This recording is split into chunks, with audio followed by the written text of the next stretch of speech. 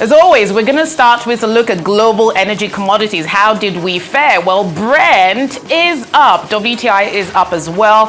I think part of this really is about 300,000 barrels a day of Libyan crude from the Sharara oil field due to protests in that country are offline. 300,000 barrels a day of crude from Libya is offline, as well as some inventory problems in the North American market. But natural gas, a bearish end to trading on Friday. RBOB gasoline, of course, tracking Brent and WTI. So it'd be good to see how events in the Middle East with the geopolitical crisis continuing and in some cases escalating, how that impacts trader sentiment on the markets next week. Let's go to global equities markets, starting right here in Nigeria. Well, look at that. 2.11% rise on the all-share index of the Nigeria Stock Exchange. The stock exchange ended 2023 on a majorly bullish note. I think it ended at about 75,000 points. It's still up, primarily trading this week. At one point, the all-share index was up 78,000 points, mostly driven by banking stocks. We saw a huge surge there with people trying to capitalize on those who made a killing at the end of 2023. Look at the value of deals there, 14.3 billion. And of course, the market cap at 43.5 trillion naira. Let's take a look at Europe. Well, mixed picture across Europe for two primary reasons. First of all, Eurozone inflation is back up. So markets probably worried that central banks, the ECB, may not put a hold on interest rate hikes after all. So a bit of bearish sentiment there impacting Euro Stoxx 600, the major European index, as well as the FTSE All-Share Index in London. Big move there in the UK because house prices in the UK are up, raising fears on inflation. Of course, markets not sure what that will mean for the Bank of England's rate policy heading into the first quarter of this year. And across the rest of Europe, a mixed picture. Let's take a look at Wall Street. Well, Wall Street, last year, in my very last Business Week show, I told you about the NASDAQ Composite Index. The tech stocks, NASDAQ 100, was up. A whooping increase, actually, and a gain of $7 trillion throughout the year. Look at that. It stayed up, although not a significant rise there at the close of trading on Friday. But the Dow Jones, flattish, up by 2 basis points.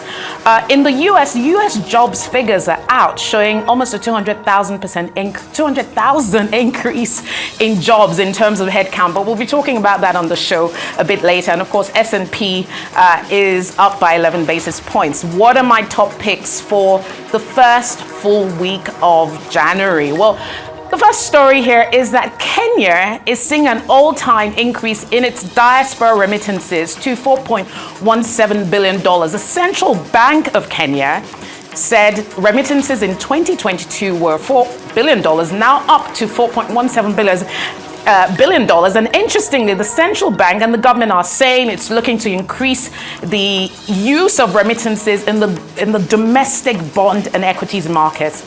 Interestingly, though, Kenya's main export revenue sources, that's coffee, tea, flowers, horticulture, are doing about $5 billion in revenue for the country. And look at diaspora remittances there, almost at par for FX inflows into Kenya with Kenya's main exports. Interesting times there for Kenya, and of course this is good news for the government due to its credit squeeze and some of the budget and austerity measures it's facing. The BRICS countries have finally admitted 5 new members: Saudi, Iran, the UAE, Ethiopia, and Egypt. Argentina was meant to be part of this new cohort, but the new president, Milei, decided to change his mind because he said, and I quote, "I don't want the country to join a communist grouping." Strong words there, but he remains keen on aligning with the US and Israel on this. And of course, the BRICS countries also have a new development bank that's pulled together about $100 billion in reserves to lend to members as and when their economic needs arise.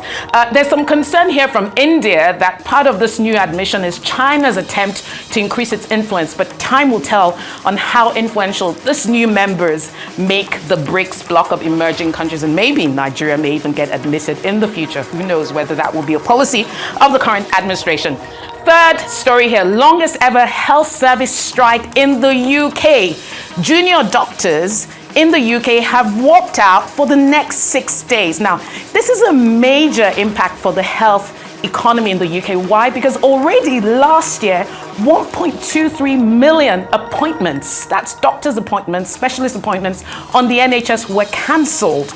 And this is also already creating a waiting list of 7 million. Just imagine that in the country of about 60 million people, there's a healthcare waiting list of about 7 million. Junior doctors want a 35% pay increase. The government has offered something between 8 to 10%. They're digging their heels in. The government is digging its heels in. Let's see who bucks first. We'll be watching that story. Turkey's inflation rate near 65%. Well, what do you know? Inflation is a global problem. Central banks are still trying to tackle this. A key driver of this new hike, although lower than the country's predictions, is that the government of Turkey raised the minimum wage by almost 50%, and that's a big driver of this. Many Wall Street banks are already saying Turkey is going to go on the new monetary policy tightening drive.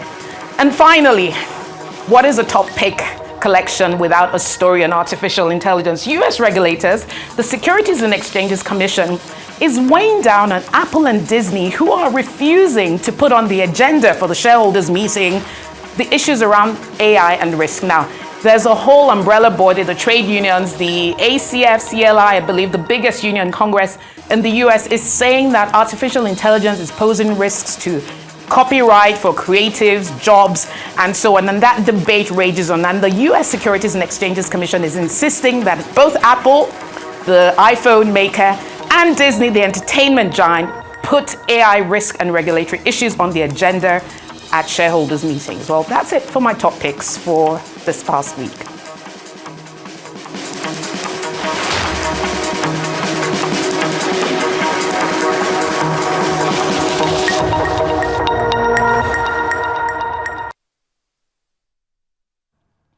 And now for some other top stories from around the world. We start with Nigeria. Nigeria will pay an annual interest rate of 11.85% on the $3.3 billion pre-export finance facility that's been facilitated by NNPC and organized by Afrexim Bank.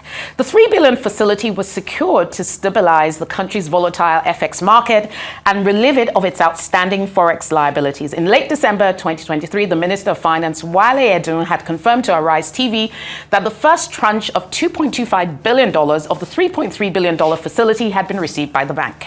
According to reports, the balance of $1.05 billion was due to be received this past week, this first week in January, and to fulfill the repayment of the loan, the NNPC will engage in forward selling around 90,000 barrels a day of Nigeria's offshore crude oil share under the production sharing contracts with various oil companies.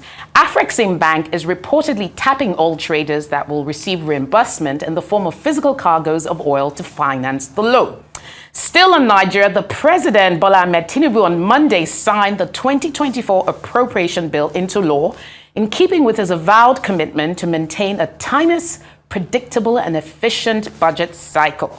He assented to the bill in his office at the Presidential Villa State House on Monday, shortly after returning to Abuja from Lagos. The president assured Nigerians that the implementation of the budget will be efficiently pursued and vigorously monitored. The budget is 1.2 trillion naira higher than the budget he proposed to a joint session of the National Assembly on November 29, 2023. The Nigerian Senate had on December 29 increased the 2024 budget from 27.5 trillion naira to 28.7 trillion. Nigeria is still in the news. In a move to plug leakages and shore up revenue, the federal government of Nigeria has directed the Office of the Accountant General of the Federation to immediately commence the presidential directives on the 50% automatic deduction from the internally generated revenue of the federal government-owned enterprises. The directive was contained in a circular issued by the Minister of Finance and Coordinating Minister of the Economy, Wale Edun. According to the circular, all partially funded federal government agencies are to remit 50% of their gross IGR, while statutory revenues like tender fees, contractors' registrations, and sales of government assets, amongst others, are to be remitted 100% to the sub-recurrent account. Nigeria's central bank has released inaugural guidelines for banks opening cryptocurrency accounts while retaining its ban on them holding or trading in virtual assets on their own behalf.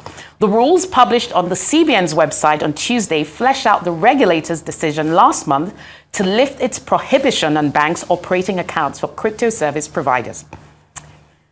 In Europe, the first trading day in 2024 saw one of the worst ever drops in stocks and bonds to start a year, and that included actually the North American market. Traders hoping that a pan-markets year-end rally would pick up where it left off got the opposite on 2024's first day of trading, a session that featured one of the worst ever concerted drops in stocks and bonds to start a year. While the first day performance says little about what markets will do for the rest of the year, the synchronized retreat signaled at least some caution amongst investors after a fourth quarter rally that boosted both US shares and longer maturity treasuries by more than 10%.